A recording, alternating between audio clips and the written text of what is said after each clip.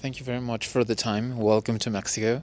Thank you. And I would like starting with this moment for you in the film when the 9/11 happened and everything was changing for you, I think, because of the promotion that they have planned, because it was involved a plane accident. With roommates in Venice Beach, on the coastal area of Los Angeles, and I was horrifying, and it was a devastating, moment for everyone. And I think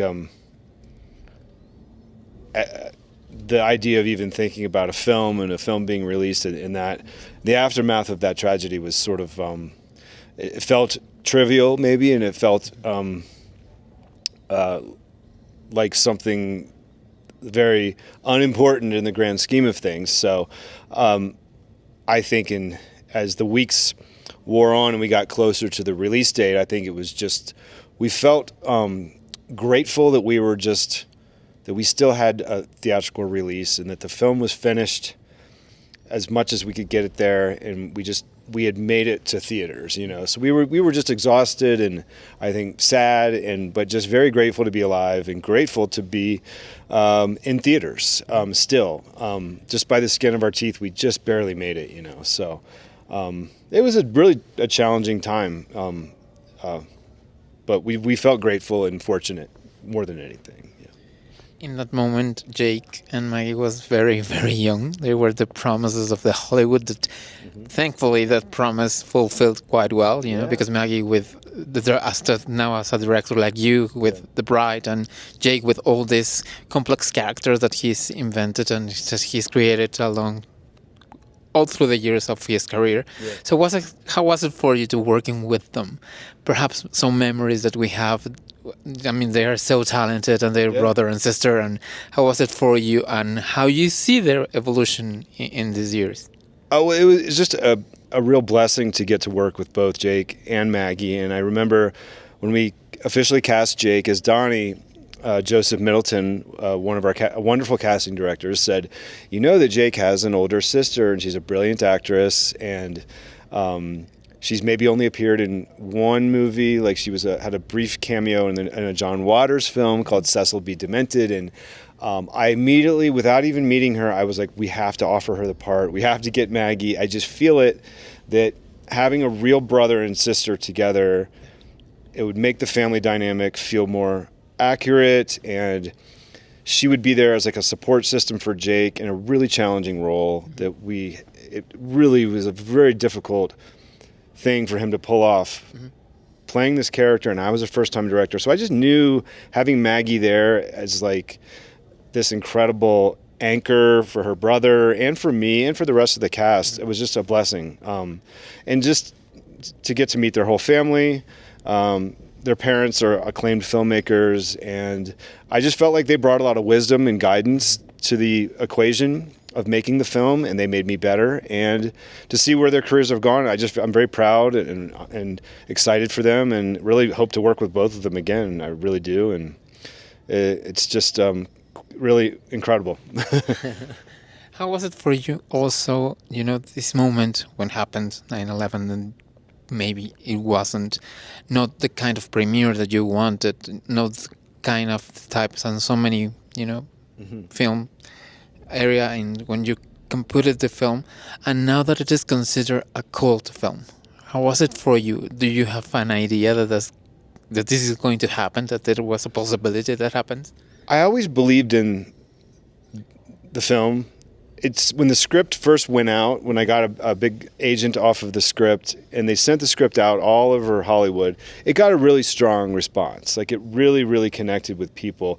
They were confused, and a lot of people were skeptical. They said, it's not producible, it's just a writing sample, or you need to change all of these things in order to make it more accessible, or this or that, So there was a combination of enthusiasm, but also pushing back on it. That's the case on a lot of movies. So, but I knew it was gonna connect at least with some people, perhaps a more adventurous type of audience member. But I never really believed that it would have this afterlife, and it's really wonderful.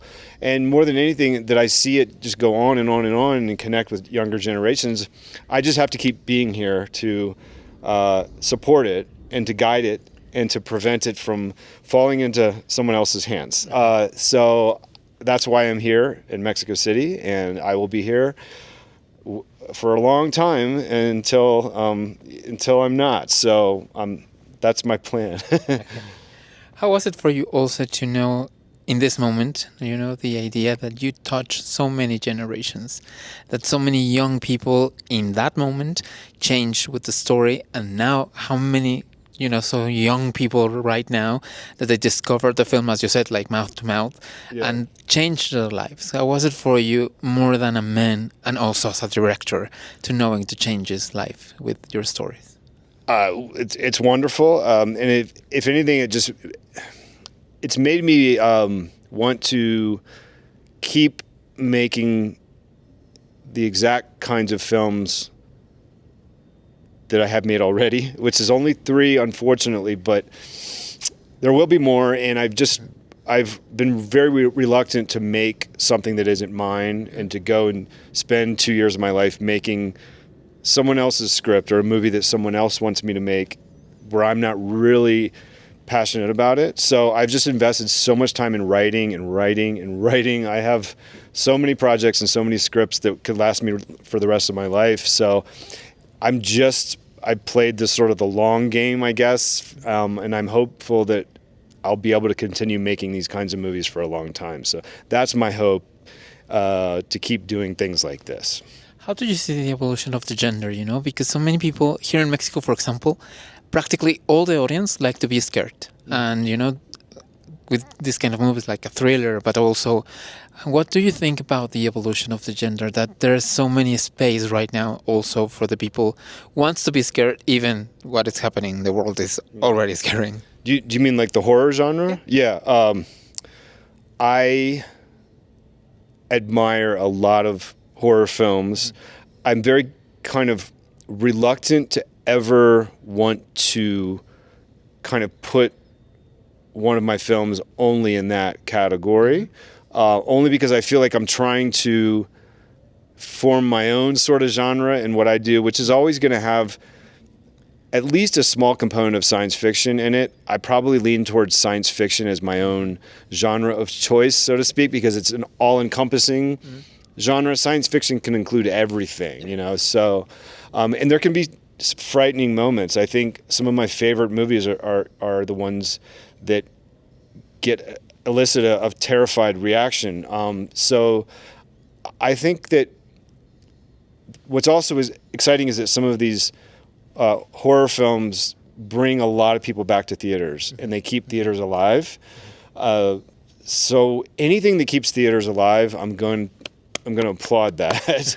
And because as long as it makes space for more esoteric cinema or more original cinema, science fiction cinema, independent stories that are not sort of governed by corporate mandates, So I'm very hopeful.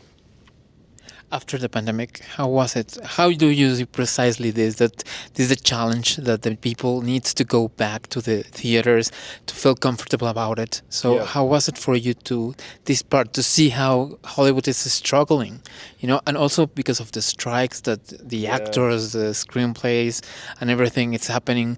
Everything happens, I think, in Hollywood for the bad way, sadly. So how do you see this moment for the industry? I try to remain optimistic because Hollywood has had a very, very difficult 5 or so years since the pandemic. Just one roadblock or tragedy after another. There's been a lot, whether it's the pandemic, the strikes were a necessary thing to happen, but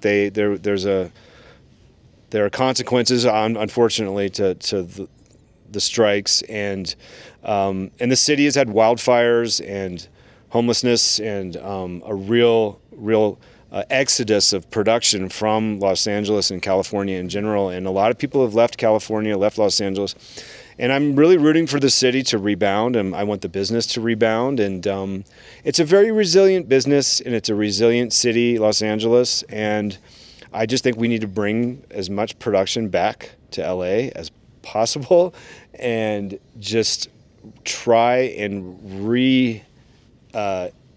invigorate the entire city. Is just, I feel like that's so important and so essential right now. And I think that this is going to be a great year for the box office and for movies in general. There's so many incredible movies coming out. You have a new Christopher Nolan film, a new Steven Spielberg film, a new David Fincher film, just to scratch the surface. So I'm very hopeful and very optimistic. And I hope there will be a new Richard Kelly film very soon. I hope so too. Very quickly, a couple of questions more because I'm the time over. But first, how do you see Mexico? I mean, you said that you're coming 10 times, not officially, but now this is the first time you are in Mexico City. Yeah. What do you think about our city? What do you think about the cultural life that it's here?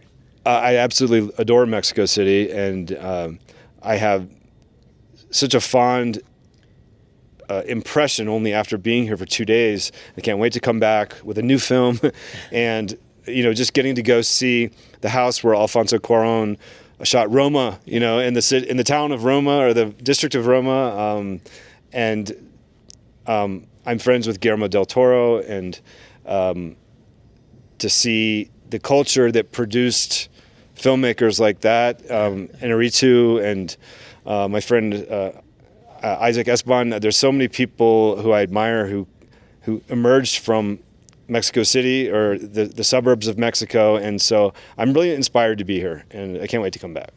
Very quickly, how was your relation with all these great names that you mentioned? Because they are like the top here in Mexico and in the world, actually. Yeah, well, I've only briefly met Cuarón and Iñárritu. I was with Iñárritu briefly at the Cannes Film Festival when I was there with Southland Tales and he was there with Babel. And I met Alfonso Cuarón at an Oscars party when he was nominated for Children of Men, and he was lovely. And then I got to really meet Guillermo del Toro several times, and it was so great to hear him give his impression of his interpretation of my third film, The Box. He really, really connected with it. So that meant the world to me. And he is like the funniest human being I've met, one of the funniest human beings I've ever met. So I think Guillermo could literally like host the Oscars if he wanted to. I would love it, Okay. Yeah. Very quickly, working with them, would you like the idea? Would you like to embrace that? I would listen. I mean, just to get to meet them is like, that's incredible. And anything any of those filmmakers ever make, I would be the first one there to see it in theaters. So yeah.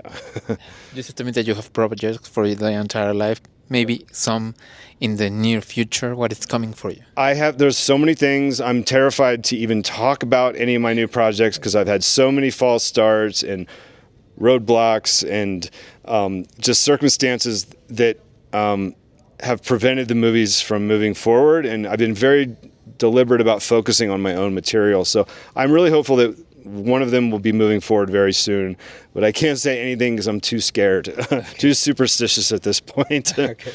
Yeah. Well, thank you very much again. Welcome to Mexico again. And thank you for this.